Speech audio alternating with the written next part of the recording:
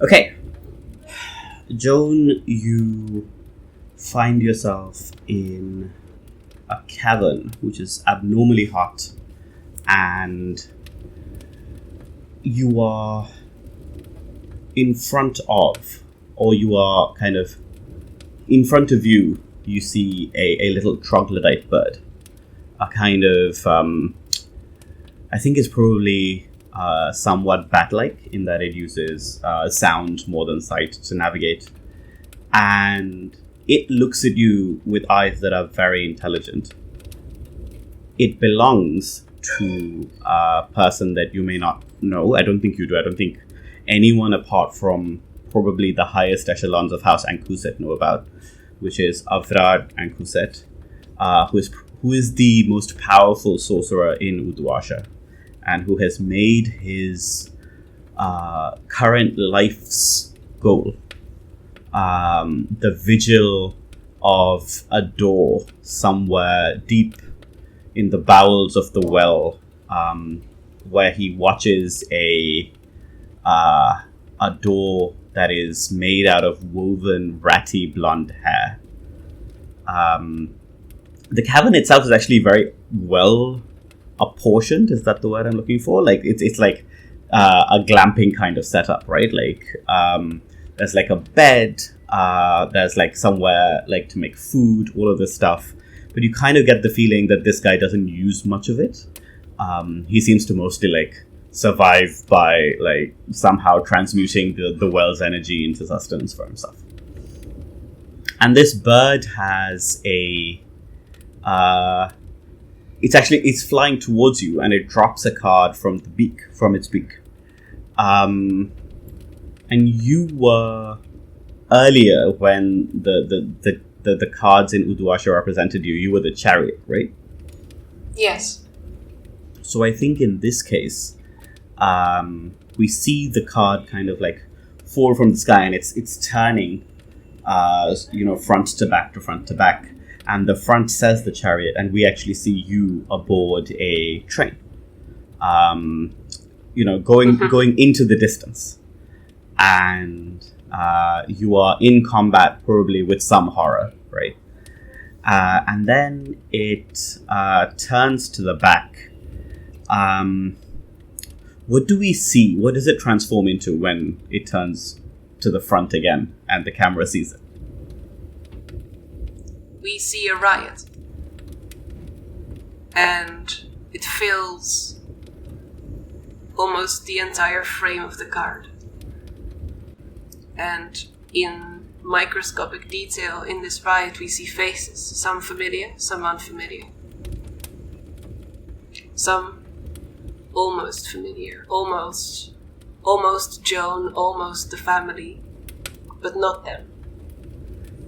And rising above this riot, framed and in a way as to suggest that it is a destination, is a tower. Yeah. And this tower is not the well, right? This tower is No, I think this tower is not every tower. This tower is like the first of the Demon Princess's tower that was built in Uduasha, right? Mm-hmm. And we know that old Uduasha, the language that was spoken here, is based on Dutch. So, like, what is the word, do you think, at the bottom of that? Like, it's no longer the chariot, right? So, like, What is the caption there? I think the word that is there translates into riot crow. Nice. Yeah. So we see that original Dutch word. Was it Oproerkraaier? Yeah, Oproerkraaier. Oproerkraaier, yeah. So we see that.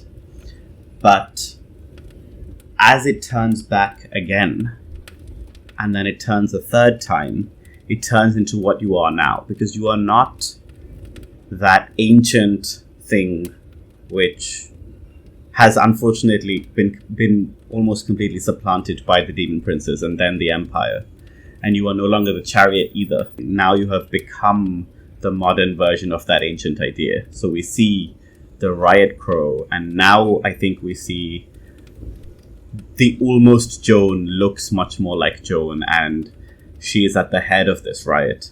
And the tower looks to the viewer like so many towers across the empire. The one that the emperor lives in the imperial city, the one that in Duskwall houses the massive bells that ring whenever someone in that city dies, and in fact, in this case, the well itself, right? Because you are now possessed with a hunger to consume the fire, and that is why you're here, right? That is why I am here, slowly making my way to the center of the city. Yeah. As it falls to your feet, do you bend down to pick it up, or do you just kind of walk over it? I just step on it. There's probably an ashy footprint left behind, because I imagine this place is very close to the Udu. So there's a lot of heat and ash around, I suppose. Yeah, for sure. I imagine. Yeah, I think the sorcerer's feet are in fact he's barefoot, and his feet are just black with ash, right? And as you approach him, he speaks, and for a moment it's almost like the bird is speaking to you, because he has taken on, in his years of research and years of investigating all kind of forbidden art and mystery, he's taken on some of the aspects of the Rakshasas, but he's taken it even further than the Rakshasas would, right? So the bird and the bird is not his familiar. By now, actually, maybe they are both the same being. And I think the sorcerer says, I watch for what comes from within. I didn't think someone would come from without. What is your purpose here? I am come to end a lie. Who asks? And he turns to look at you, and it's like a pendulum almost, in that the same way that he swings to look at you, the troglodyte bird's head swings to look at the door. And you realize that at all times, someone needs to be looking at the door. This is almost like a Schrodinger's thing, right? So long as you're observing the door is always going to be there, right? Right. Damn, that's really cool.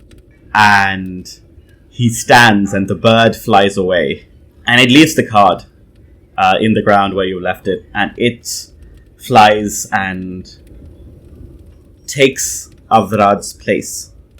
And he stands and turns and looks at you and says, I am known by many names, but perhaps the one that you would know me by best, the one that would resonate in your soul,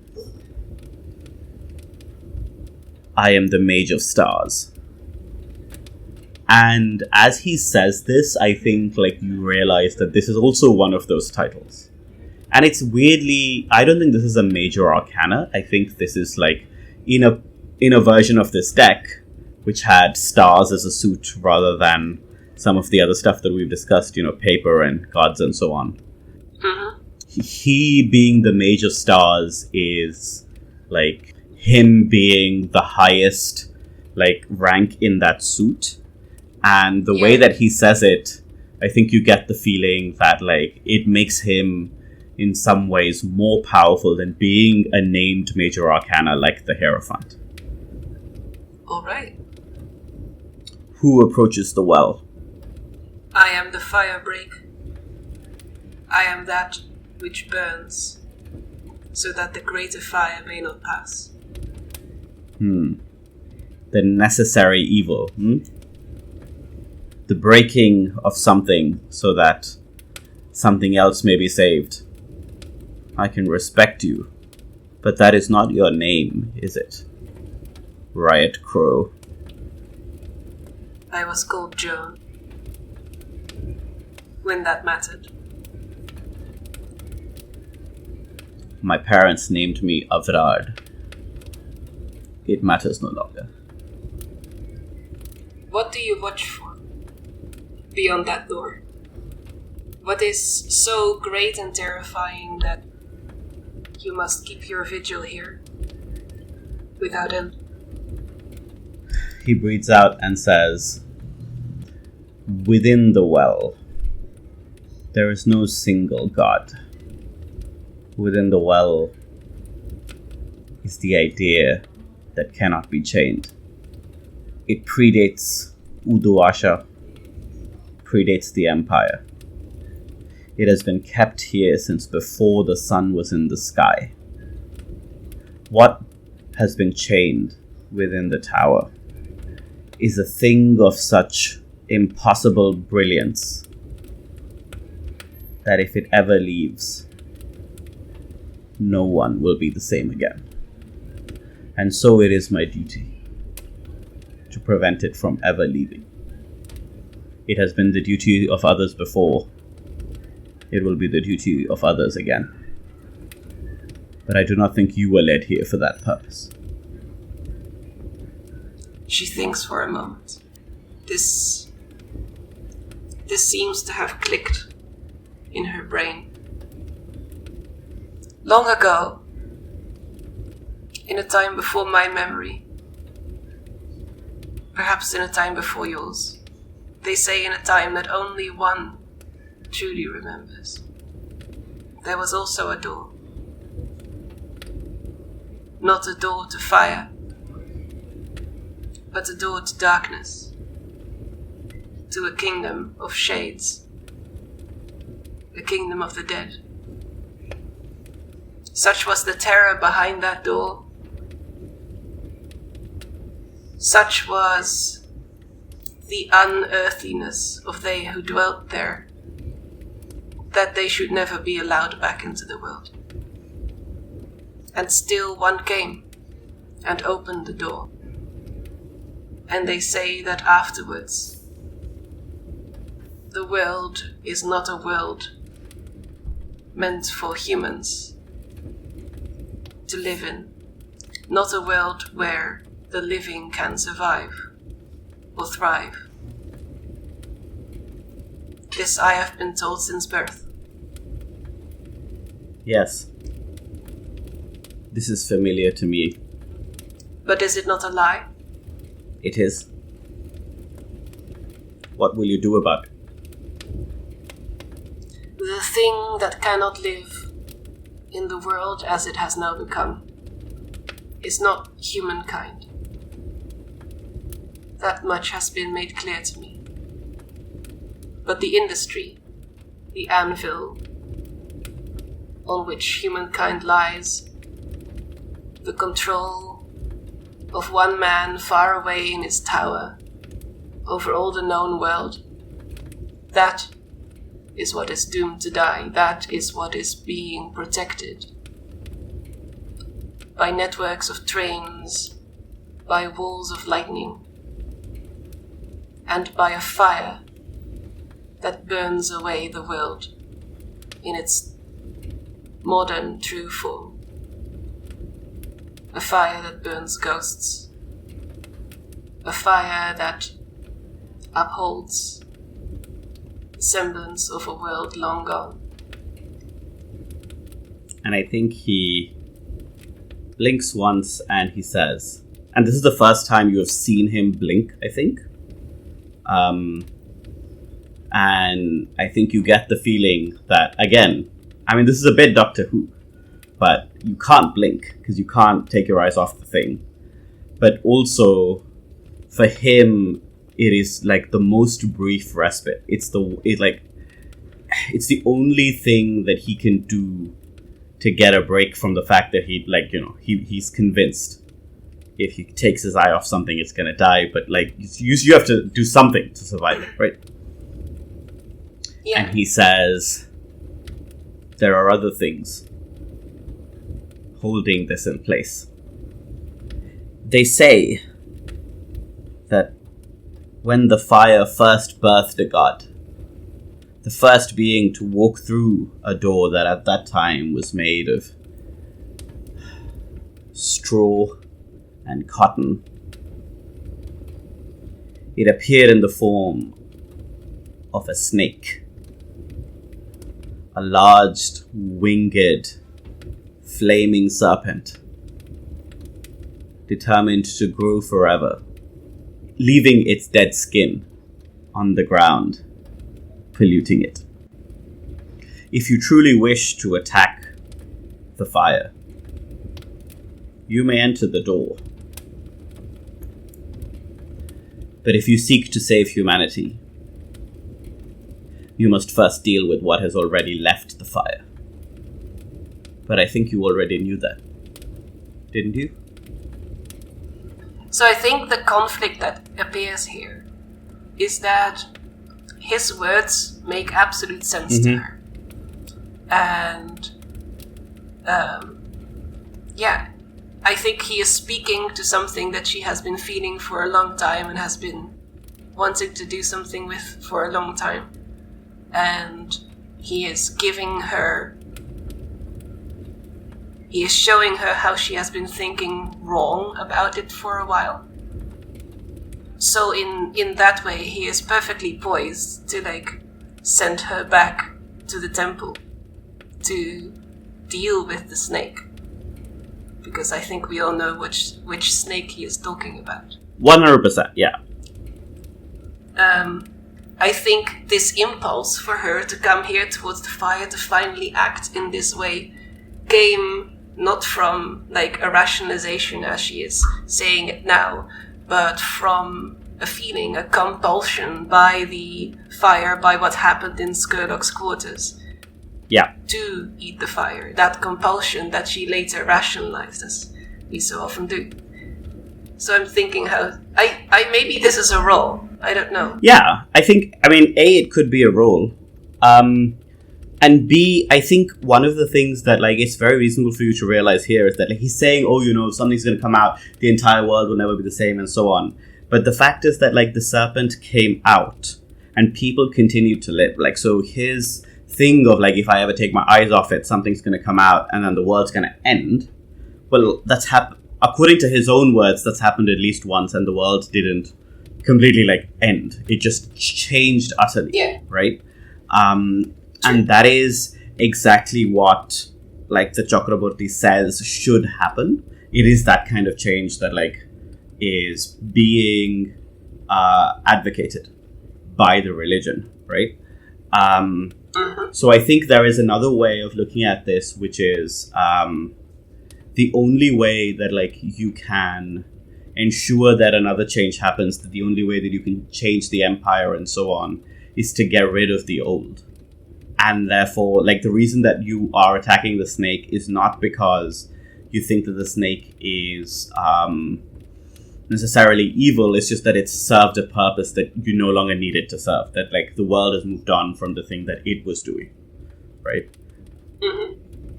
And again, I don't want to, prescribe that to you. I'm just saying that I think because Joan is still, trying to rationalize a lot of this stuff, it's very reasonable for her to be oh, wait a second, what you're saying doesn't make complete sense, or at least realize that. Yeah, I think she will continue to rationalize and continue to, think about this problem. But I think what she needs to overcome now is the compulsion. Yeah. So that she's free to think.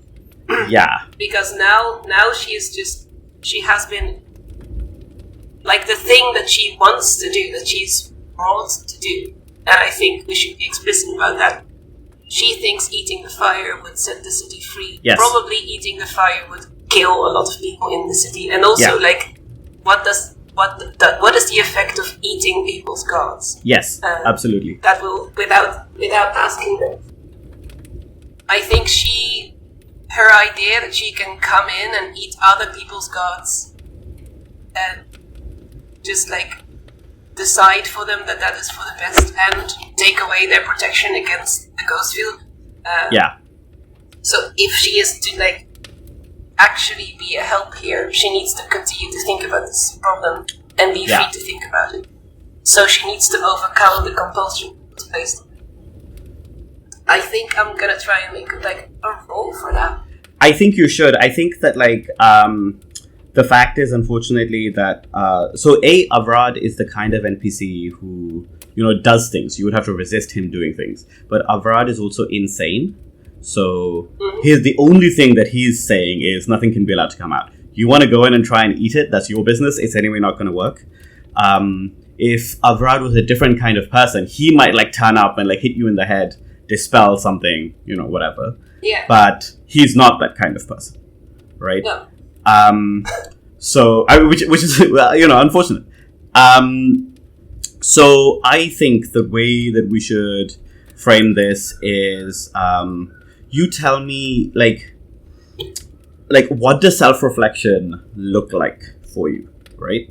In this moment, like, do you think it's like a resistance role to be like, I have a flash of insight into myself, or is it more like an action role where you are like, I am attempting to come up with a new idea about myself, and the risk is that that idea may also be wrong in some dangerous ways. And I do want to I think it's important, as you say, to recognize that, she's come from the outside, she's turned up to eat this god, and it's a very colonialist way of thinking, but I also want to highlight that it is absolutely possible for someone like Joan and for people like this to change their minds and to realize what the morally correct thing to do is. And yeah, okay, fine, moral relativism, nothing is great, whatever. Let's stipulate that eating a god is mostly bad. And there is some strictly better version of this philosophy. And it's possible for that to be the thing that Joan adopts, right? So, yes. I said in the last session, oh my god, guys, have we been playing a tragedy all along? But I want to make clear that we are also playing a hopeful drama in some ways, in that it is absolutely possible for Joan in this moment to crystallize a better version of thinking and to use that to build literally a better world, right? Yes, and I think it will have to be an active thing. I think yes. She is trying to build something in her mind yes. to understand what is going on. I think the only role to action that makes sense for that is survey. I'm going to use that one because it's also understand a situation. That's what she's trying to do here. Absolutely. Or sense trouble before it happens. I have one die in that. So we're going to see. I think that you can get a die here for accepting. I think so far that you have not really internalized this Riot Crow business, right? You stepped over the card, he named you this, and then you said, but my name was Joan back when it mattered, right? And I think there is a devil's bargain here of saying, you know what, I will accept that I am this, this is who I've become now. And that change doesn't have to be a good thing. I don't think it's necessarily good that you have accepted there is some spirit of wanton violence and revolution inside you that it's some core part of you, right? So if you do that, if you bent down, somehow the card is at your feet unblemished, and you pick it up, and you could even eat it, right? Then that's a devil's bargain. That's a die right there. Yeah, sure. I think that's really cool. I'm gonna go with that. It tastes. What does it taste like? I think she walked over the card, so she walked past it. So I think she doesn't eat it or bend to pick it up. I think she opens her hand and notices that she's been holding it, and then puts it away. Yeah, absolutely. I'm trying to think. Unfortunately, I can only imagine textures here. And my instinct is to go to the opposite of what I think it should be, which is that if it's a card, it should be crispy. So maybe, I imagine that it's not. It's kind of it's kind of like the middle part of a cookie, right? It's kind of chewy. Yeah. Cards are kind but in a very if you eat paper, it becomes pulp. Yes, exactly. Yeah, and it's kind of satisfying in that way. But what kind of taste do you think it has? I don't know. Probably gunpowder. Excellent. Yes, it tastes of gunpowder. A+. Yeah. Yes. But she will not know because she's not eating it. She's keeping it. Yes. No. Sorry. You are right. So you have it. In fact, if you just add that to your items, it's zero load. But it's good to know that you have it. And I think you can't be in anything apart from a desperate position, right? But you have positioned yourself so well, and I imagine that like his argument has made like a really good impact on you. So like you're in a you can have great effect, and I think great effect here is you can change your mind about this. You can find in your self-reflection something new and revolutionary, right? Yes. Okay. Bonus die for Devil's Bargain. I think I'll push as well. You can. I always forget this one. Can you push and Devil's Bargain at the same time? No. You can't push for a die and Devil's Bargain, but you can push for effect. And I mean, I think extreme effect here would be interesting, and also pushing for effect suggests that you're trying very hard to like to make the best possible version of this even better, rather than trying to succeed at it as much as you can, right? Mm-hmm. All right. 2 dice. Yep. Desperate extreme. Like, there's a part of me that wants to give you more dice because I don't want you to fail, but I think we have to be true to the character and why she is. And the fact is, she's never been that good at surveying, so... Oh, yeah. And also, like, it's dramatic. Yes, it is dramatic. I'm tense, man. Yeah, Jesus. It's a 4. 4! Yes, it's not a fail. Look, I'm not gonna lie to you. Just so long as it's not a fail, right? Like, because I think if it was a fail, what I would have basically said is... You walk into that door, and the version of Joan that comes out, right? The version of like Joan who appears in that moment is not you anymore, really. Like it's like a player character, but you've been so utterly transformed by that fire that, like, you know. But with a 4, I think that let's first stipulate that with extreme effect, that in this moment you crystallize whatever the best possible version that we think of this philosophy could exist. You get that. No problem. Right? And by this I mean that, like, to some extent, you know, this is maybe the most obviously political thing that I've ever said on this on this podcast in this campaign, which is if you could act in the best possible way, knowing that, like, what your beliefs are politically, knowing what your experiences are historically, what would that be? I am happy for Joan to have that, right? Because I think that is what an extreme effect kind of means, right? But I think the desperate consequence is you are never going to let this card go. You are never going to consume it and internalize it in some way, you know, and work on changing it. And you are never going to cast it aside, decide that you will no longer be this person, choose a different path, right? This, unfortunately, this part of you is going to remain static. This conviction that you have that, like, some things just need to be burned down, some things need to be destroyed, and any amount of violence that you enact in that pursuit isn't even justified. It is morally good, right? That you should do that kind of violence, right? And again, and the reason that I don't think this is a contradiction in terms to what we were saying earlier is that I personally I'm not a pacifist, right? I think there are kinds of violence that are morally good. Against Nazis, this should be controversy free, but it's not. But let's just at least stipulate that you should be allowed to, like, punch Nazis, right? Yeah. But let's say that, like, in this case, the desperate consequence is that you are never going to move. If someone presents you with very clear evidence that some violence that you have undertaken or encouraged has resulted in genuine, like, suffering that you would otherwise recognize as genuine suffering, in this case you would be like, that's totally acceptable. And it doesn't take away in any way from what that action otherwise achieved.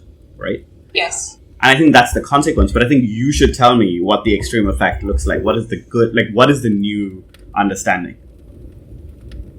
I think the new understanding would be too broad to, like, say in words right now. Sure, that's absolutely fine. Yeah. Like, give me a vibe. Give me, like, a... Yeah, I'm gonna... Like an image or something. Yeah. I think she looks at the card again,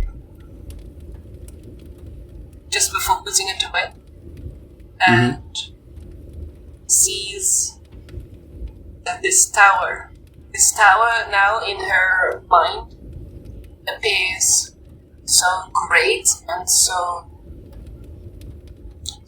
old and so built of so much time and so much material that she cannot imagine that the person marching at the front of the crowd could do anything against it in his own crowd. Yeah. It's a bit of a general vibe, but I know what you mean. Yeah, the effect, the physical effect is that she is going to walk away, and she's going to go home. In fact, I almost wonder whether, as you put the card back in, that, like we were saying, the person at the head of the crowd who was not quite Joan looks more like Joan. I think that maybe that changes back, right? Because now you've understood that, like, the person at the head does not necessarily, is not morally better. It's not like leading it makes you a better person, right? Like, the point is the solidarity in the crowd. And so as you put it in your pocket, we see that like, sense of, I have to be the one to do this. I have to go and, like, eat this fire, free this city, and so on. That's gone, right? And you recognize that, like, a movement is about a community of people, and therefore it doesn't matter whether you're in the crowd on the street or whether you're doing logistics and supplies, whether you're doing organizing, whether you're writing something, creating art. Like, all of that is actually included in that moment. So the riot crow is not merely that one mob who turns up and destroys everything. It is everything, all of the effort that goes into that. Yeah, so that's great. And I think we see you turn around. We see Avrad kind of understand that you have turned away. And I don't think that he is... he doesn't react in any way that's, like, good or bad. He's not disappointed. He's not happy. He doesn't really care about you.